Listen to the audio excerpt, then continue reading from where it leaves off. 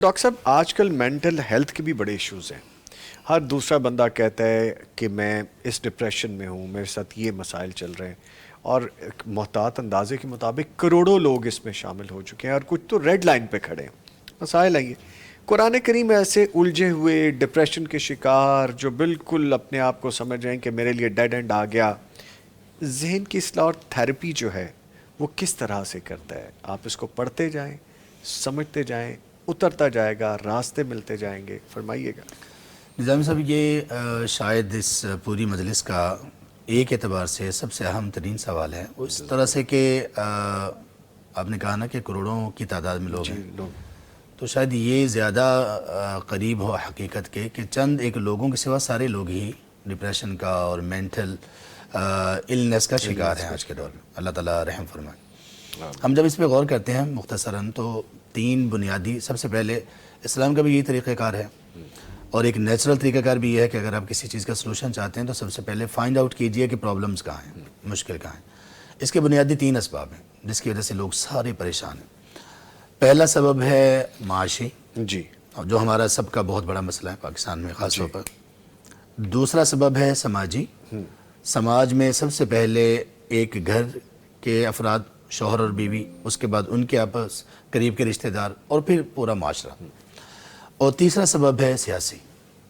یہ تین اسباب ایسے ہیں جن کی وجہ سے لوگ اپنی ذہنی توازن کو کھو بیٹھے ہیں, اپنے لب و لہجے کے توازن کو کھو بیٹھے ہیں, اپنے رویوں کے توازن کو کھو بیٹھے ہیں, لوگ اپنے الفاظ کے چناؤ کے توازن کو کھو بیٹھے ہیں, اور یہاں تک کہ لوگ اپنے خالق کی عبادت کے توازن کو بھی بالکل کھو ہی نہیں بیٹھے بلکہ فراموش کر بیٹھے. اب جب ان سے نکلنے کا راستہ اگر ہم چاہتے ہیں تو قرآن کریم کیا ہمیں دیتا ہے؟ دیکھیں, دنیا میں ایک چیز ایسی ہے جو ہر انسانی چاہتا ہے. امام ابن حزم رحمہ اللہ نے کتاب لکھی, کتاب الاخلاق والسیر. ہم بچپن میں بلکہ ابھی تک بھی کچھ سنہرے الفاظ اور اس طرح کی ہیڈنگ ساتھ کچھ جملے پڑھتے تھے, تو بعد میں پتہ چلا وہ ان کی کتاب سے زیادہ کاپی کیے ہیں.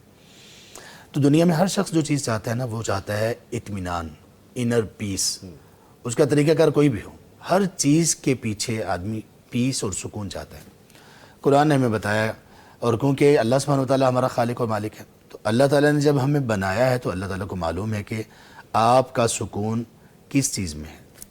ہمارا سکون اللہ تعالیٰ نے بتایا سورۃ الرعد میں آیت نمبر 28 میں, الا بذکر اللہ تطمئن القلوب. اور اللہ کے ذکر میں, یہ یہاں پہ میں اپنی آڈینس کو یہ بتانا چاہتا ہوں, بہت اہم چیز ہے.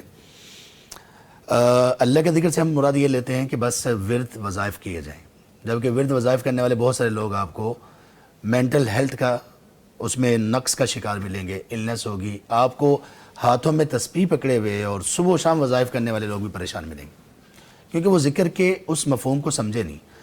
ورد وظائف وغیرہ یہ ایک حصہ ہے ذکر کا. ذکر کا اصل مطلب یہ ہے کہ اللہ تعالیٰ کی نازل کردہ تعلیمات کو اپنا لیں.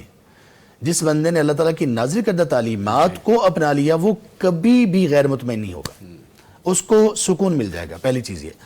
دوسرے نمبر پر یہ ہے کہ اگر کسی بھی بندے کا معاشی مسئلہ ہے اور اس کی وجہ سے اس کے اوپر سٹریس ہے, جو کہ آج کل ہم سب کا تقریباً یہ مسئلہ بن چکا, کچھ لوگوں کا جینون ہے, کچھ لوگوں کا ویسے بنا ہوا ہے, مادیت پرستی کا دور ہے, تو ان کے لیے وہ آیات سبحان اللہ قرآن کریم نے اتنے بہترین انداز میں جوڑا ہے. جیسے پروفیسر صاحب نے بتایا, سورۃ الذاریات کی 2 آیات ہیں, آیت نمبر 22 کا انہوں نے حوالہ دیا, وَفِي السَّمَاءِ رِزْقُكُمْ. پہلے تو رزق کا لوگوں کو تعارف کروانا ضروری ہے کہ رزق صرف پیسہ نہیں ہوتا. آپ کی آنکھوں کی بینائی کتنا بڑا رزق ہے, آپ کے کانوں کی سماعت کتنا بڑا رزق ہے, آپ کی یہ ایک چھوٹی سی زبان میں قوت گویائی, اگر یہ نہیں ہے تو آپ کے پاس کیا ہے؟ آپ کے پاس لاکھوں کروڑوں روپے ہو.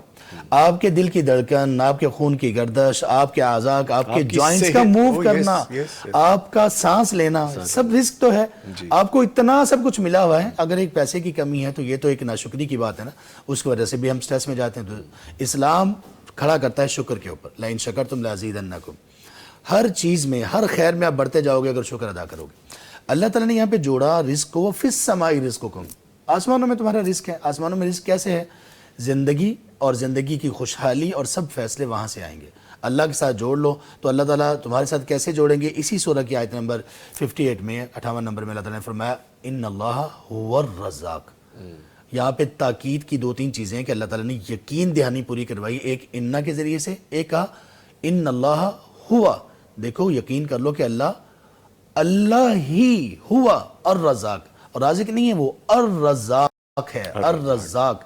تمہیں وہاں سے بھی رزق دے گا، تمہیں پتہ ہی نہیں چلے گا کہ کہاں سے رزق آیا. سورۃ طلاق آیت 3 میں 2 میں بلکہ اللہ تعالیٰ نے فرمایا وَمَن يَتَوَكَّلْ عَلَى اللَّهِ فَهُوَ حَسْبُهُ وَيَرْزُقْهُ مِنْ حَيْثُ لَا يَحْتَسِبُ. کبھی کبھی ایسی جگہوں سے بھی رزق آتا ہے. دوسرے نمبر پہ جب ہم سماجی چیزوں کی بات کرتے ہیں، شوہر بیوی کے درمیان مسئلے مسائل اور اس کی وجہ سے یہ مینٹل ایشوز پیدا ہوتے ہیں، اس میں ایک چیز ہم لوگ اپنے حقوق کا آنر ہوتے ہیں، رسپانسبلٹیز کو نہیں دیکھتے. وہ اگر دیکھ لیں تب. اور اس کے بعد صلہ رحمی. صلہ رحمی وہ چیز ہے جو آپ کو وسعت دیتی ہے. ہمارے دوست ہیں حکیم صاحب، حکیم نصر اللہ گوندل صاحب، سب جانتے ہیں بڑے اچھے سے. وہ کہتے ہیں کہ ہمارے اندر کچھ ایسے کیمیکلز ہیں وہ ریلیز ہی تب ہوتے ہیں، ہماری صحت کے لیے بہت ضروری ہیں، اسینشل ہیں، وہ ریلیز ہی تب ہوتے ہیں جب ہم صلہ رحمی کرتے ہیں. اور یہ یقینی بات ہے، آپ صلی اللہ علیہ وسلم نے فرمایا اگر عمر میں برکت چاہتے ہو، رزق میں برکت چاہتے ہو، صلہ رحمی کر لو. اور آخری چیز سیاسی استحکام، اس کے لیے یہ ہے کہ جو تم پر ذمہ داری ہے وہ عائد کرتے رہو. جو دوسری طرف سے اگر کوئی ایشوز آتے ہیں وَاسْتَعِینُوا بِالصَّبْرِ وَالصَّلَاةِ، سورہ بقرہ کی آیت نمبر 45 ہے کہ اگر کہیں مشکل پیش آ جائے گی، نہ تم جنت میں ہو، نہ تمہارا بھی ایسا ہوا ہے کہ تم ہر چیز سے آزاد ہو جاؤ گے. دنیا قید خانہ مومن کے لیے. جہاں پہ مشکل پیش آئے اللہ کے سامنے کھڑے ہو جاؤ، صبر کرو. صبر تھوڑا سا مشکل ہوتا ہے. نماز پڑھو، نماز تھوڑی ٹھنڈی ہوتی ہے، گرم ٹھنڈا ملا کے لے کے چلو، اللہ تعالیٰ تمہیں خیر دے دیں گے اور بہت کچھ.